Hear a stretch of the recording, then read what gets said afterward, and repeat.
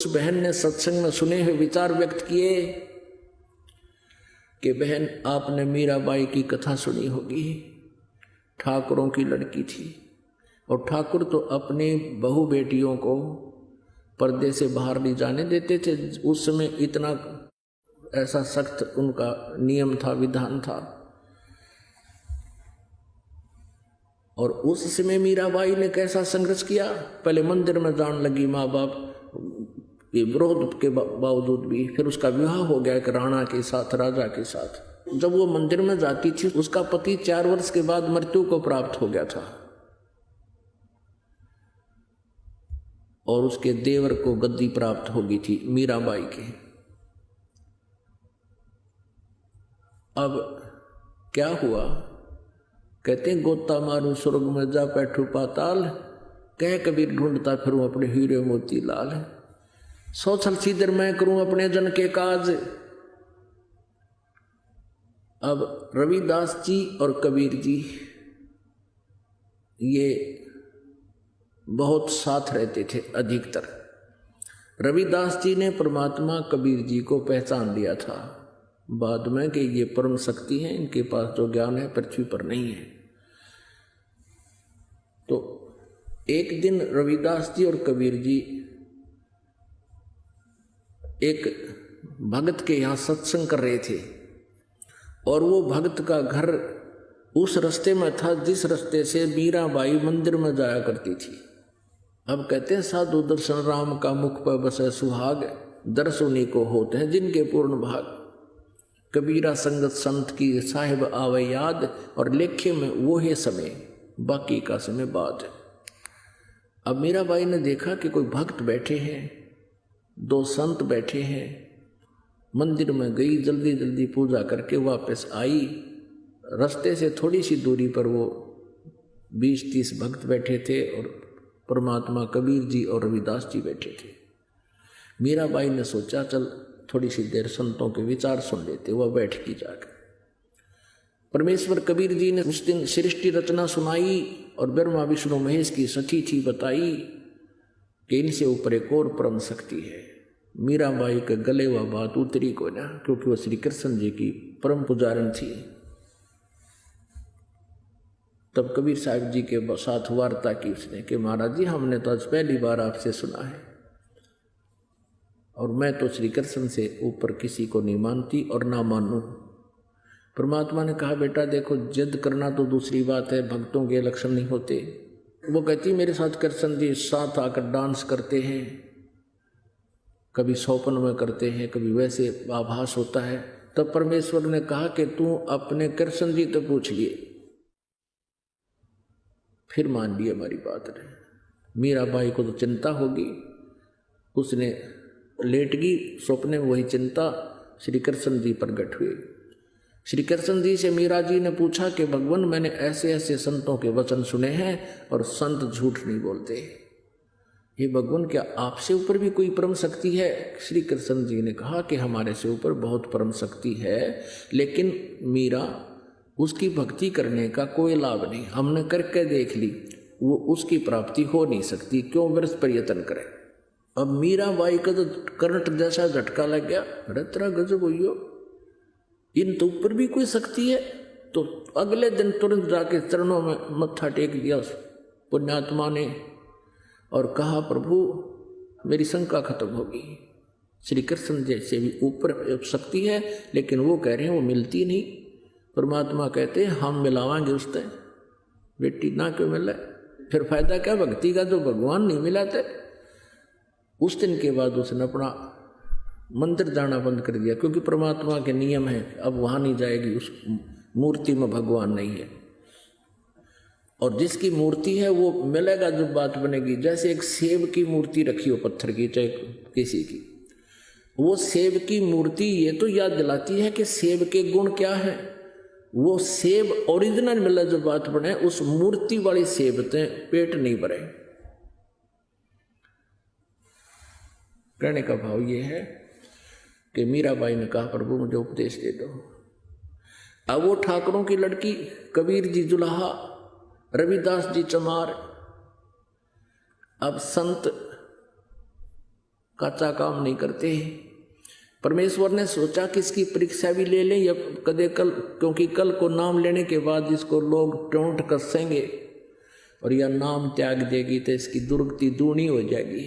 क्योंकि गुरुजी का उपदेश लेने के बाद अपने गुरुजी के प्रति चाहे सारा संसार कुछ भी कहता रहे उसके विषय में सुना नहीं करते। यानी नकली गुरु की तो और बात है, लेकिन और सही गुरु के जो वास्तविक में परम संत होते हैं उनके विषय में उपदेशी ने उपदेश लेने के बाद मन में दोष नहीं आने देना चाहिए, ना तो भक्ति समाप्त हो जाती है, नाम कट जाता है। इस उद्देश्य से परमात्मा ने सोचा इसे पक्का करके नाम देंगे, ना इसे नाम नहीं देंगे। परमेश्वर ने कहा कि रविदास जी से बता दिया था कि वो लड़की आवेगी, नाम लेने आवेगी कल, और आपके पास भेजूंगा मैं। उनका मालिक ने बना लिया था प्रोग्राम, और आप उनको उपदेश देना और पहले अपनी सतीथि बताना कि मैं चमार हूँ बेटी, और फिर देखना वो क्या कहेगी। मीराबाई आई, नाम के लिए कति दृढ़ प्रार्थना की। परमेश्वर ने कहा बहन जाओ बेटी, उस सामने बैठा उससे रविदास जी से नाम ले लो। अब वो उठ कर चली गई। रविदास जी ने कहा कि बेटी बहन बात सुन ले, मैं चमार जाति से संबंध रखता हूँ और आज से 600 वर्ष पहले छुआछूत चरम सीमा पर थी, चरम पर थी, और चमार जाति को तो और ज्यादा ही छुआछात में गणा गिना करते। और कहा बेट देख ले, फिर दुनिया तुझे जीने नहीं देगी बेटी। अब वो लड़की कहने लगी कि हे महात्मा जी, आप मेरे पिता, मैं आपकी बेटी, बाढ़ में जाओ यू संसार है, मुझे नाम दे दो। अब रविदास जी ने उपदेश दे दिया। अब वो सत्संग दिन में भी करें और कभी कभी आने लगे हफ्ते 10 दिन में, फिर वो रात में भी करें परमात्मा। अब वो गुरुजी रात में सत्संग करें, मीराबाई रात को जाने लगी। पहले तो दिन में मंदिर में जाती थी, फिर रात को भी जाना शुरू कर दिया। अब उसके देवर ने सोचा कि पहले तो भाई था, वो अच्छी आत्मा का था, उसने मीराबाई की दृढ़ता को देखकर, निश्चय को देखकर कह दिया था कि कोई बात नहीं, आप मंदिर में जाते रहो, और साथ में 2 नौकरानी भेज देता था। अब पति की मृत्यु होगी, देवर ने सोचा दुनिया थूकेगी, पता नहीं के बात बनावेगी, अन्यों कहेंगे इसका पति रहा को नहीं, अब ये पता नहीं कहाँ कहाँ जाती है, और जनता पता नहीं के बात इसके जब में लाओगी, हमारी बेइज्जती होगी। उसने पहले मीराबाई से कहा कि मीराबाई तू अब कहीं नहीं जाएगी, सत्संग में नहीं जाया करेगी। मीराबाई ने कहा जी मैं नहीं रह सकती, मैं तो अवश्य जाऊंगी। अब उसने सोचा इज्जत का नाश करेगी, उसको मारने की चेष्टा की। एक बार तो विष दिया, जबरदस्ती तलवार लेके खड़ा हो गया। मीराबाई को बहुत भयंकर विष के पी इसने, नौका ने मुँह ला के गट गट पी गई और कोई असर नहीं हुआ। कहते मीराबाई को मारन लागे जहर का प्याला प्यारे, और पीवत ही अमृत हो गया, हो गया ठंडा ही यारे।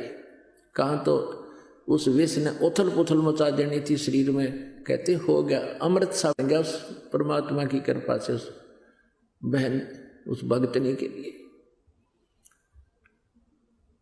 1-2 और ट्राई करी उसने, एक सर्प बेच दिया आभूषण के पैकेट में और बांदी को दे दिया कि मीराबाई को कह दे इसको गले में डाल लेगी। उसको पता था, सर्प देने वाले ने कह दिया था सपेरे ने, एक बार ढक्कन खोलते माथे में नक मारेगा। अब जो ही उसने मीराबाई को ये आभूषणों का डिब्बा पहुंचाया पैकेट, और मीराबाई को कह दिया गया था बांदी के माध्यम से कि इसको गले में डाल लेगी, ना मेरी बेइज्जती ना करवाइए, मेरे छोरे का जन्मदिन है आज। वो राणा कहने लगा, और रिश्तेदार नाती आओगे और यूँ कहेंगे कि अपनी भाभी को यूँ ठीक ढंग से नहीं रखता, इस हार ने पैर लेगी। था उसमें सांप। अब मीराबाई ने खोला उस बांदी के सामने, यादें सुनते उसने सोचा ले पहन लेती हूँ, मेरे लिए तो मिट्टी है यूँ, ना और दुखी करेगा, खाम खा भी मतलब टेंशन पैदा करेगा। उसने खोला तो हार पाया, सांप नहीं था हार था, एकदम गले में डाल लिया। अब थोड़ी देर के बाद वो पहुंचा, राणा के मर्गी होगी, शोर मचा दूंगा, क्यों हो गया, सांप लड़ गया, सांप लड़ गया, रिश्तेदार आ ही रहे हैं और बात खत्म हो जाएगी। अब उसके देवर ने जाकर देखा, वो इतना सुंदर हार पहने बैठी। अब कहता ये हार कहाँ से लाई तू, बदचलन। अब वो कहने लगी जी आप मुझे जीने नहीं दो, आपने भेजा था ये, अभी तो आपने भेजा है। वो बांदी बुलाई, नौकरानी बुलाई कि ये इसमें क्या था, अकजी यही था, मेरे सामने खोला इसे, अपने सामने बंद करवा कर बांदी को दिया। बांदी पता नहीं था इसमें क्या है, उस नौकरानी को। उसने सोचा भाई कमाल हो गया, लेकिन उस दुष्ट आत्मा के फिर भी ये यकीन नहीं हुआ, क्यों देवी ने सतावे तो इज्जत के ठेकेदार ने। फिर न सोची तो यूं तो नाम रहा। अगले दिन उसने स्वयं न सोची, अकबर रात ने इसने काट दूंगा तलवार से, तलवार लेकर चल पड़ा और कुआड़ा में मारी लात, दोनों किवाड़ियों खुल गए एकदम। सामने इतना मोटा सर्प और इतना ऊंचा, एकदम उठकर उसके माथे की तरफ डंक मारना चाहा। वो तो उल्टा कुला कर गया ना कोई दूर तक, जब जान बची। अब उसने सोची भाई या तो कौन मरे, और इज्जत का नाश हो गया। तब उसने उसकी माँ को बुला लिया, उसको कहा कि मौसी तू समझा दे, इसने हमारा नाश कर दिया इज्जत का, या मानती नहीं। अब वो लड़की जो है वो बहन सत्संग में जाया करती थी, वो ये कथा उसको सुना रही है, उस विधवा बेटी को, बहन को, जिसका बेटा तंग करता था। अब क्या बताती है, माँ और बेटी की क्या वार्ता होती है। सत्संग में जाना मीरा छोड़ दे, सत्संग में जाना मीरा छोड़ दे,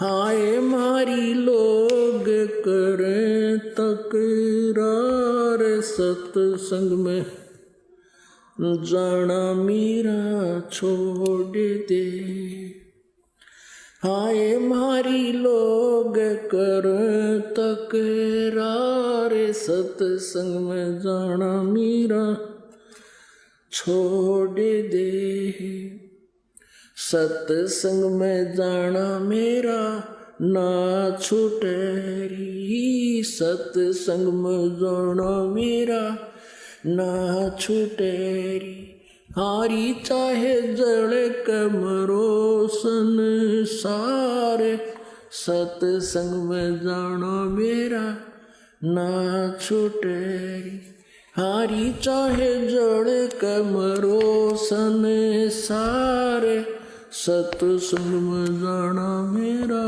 ना छूटे री,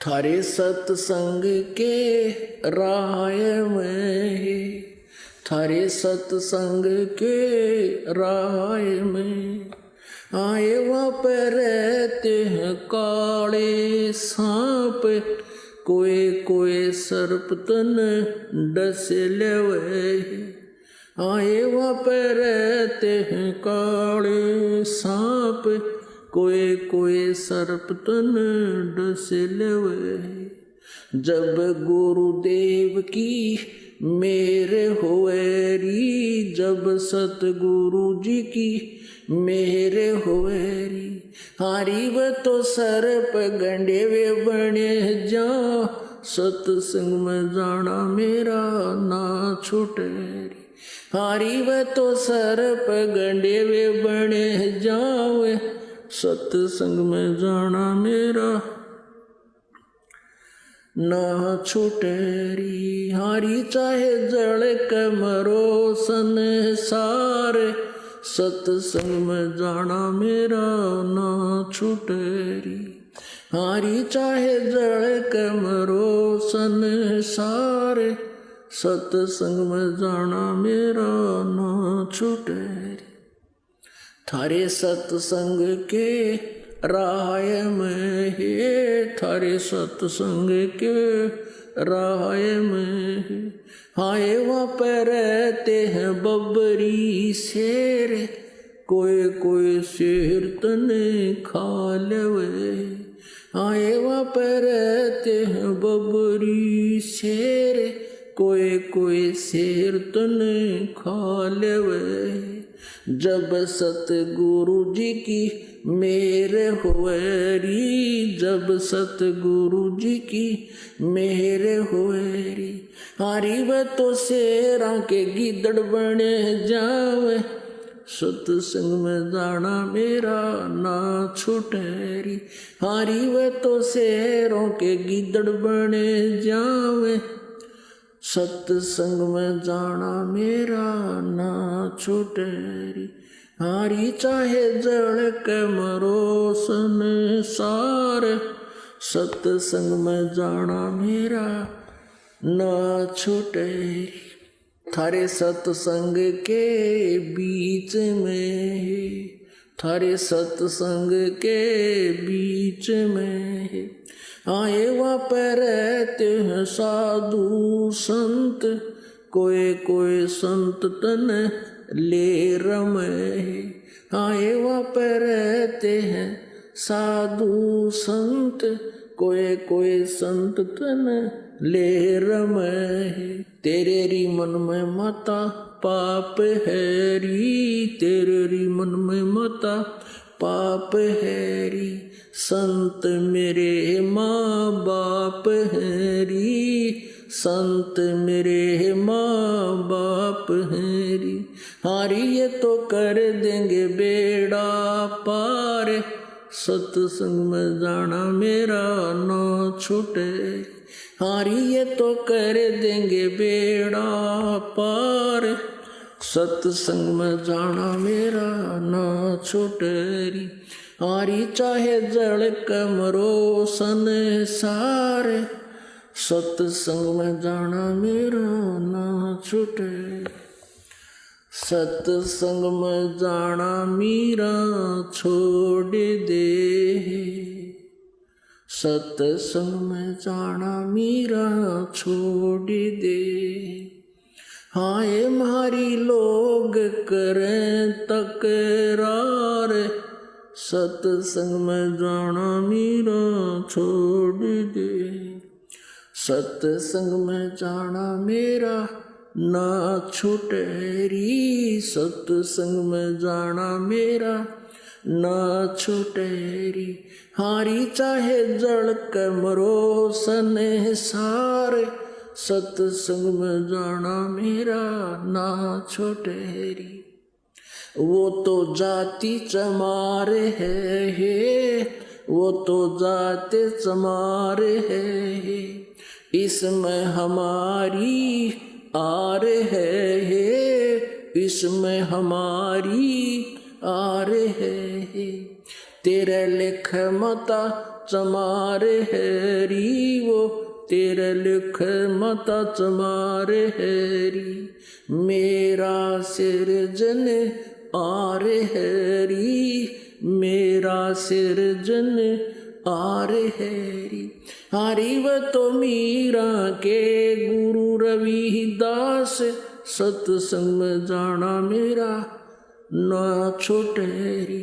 हारी व तो मीरा के गुरु रविदास, सत्संग में जाना मेरा ना छूटेरी। हारी चाहे जड़ के मरो संसार, सत्संग में जाना मेरा ना छूटेरी। अपने आत्मा परमात्मा के लिए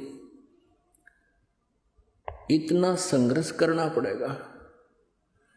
यदि मीराबाई उस समय उस खानदान के चक्कर में पड़ी रहती, इस संसारिक झूठी लोक लाज में आकर भक्ति ना करती, आज कौन मीराबाई को याद करता।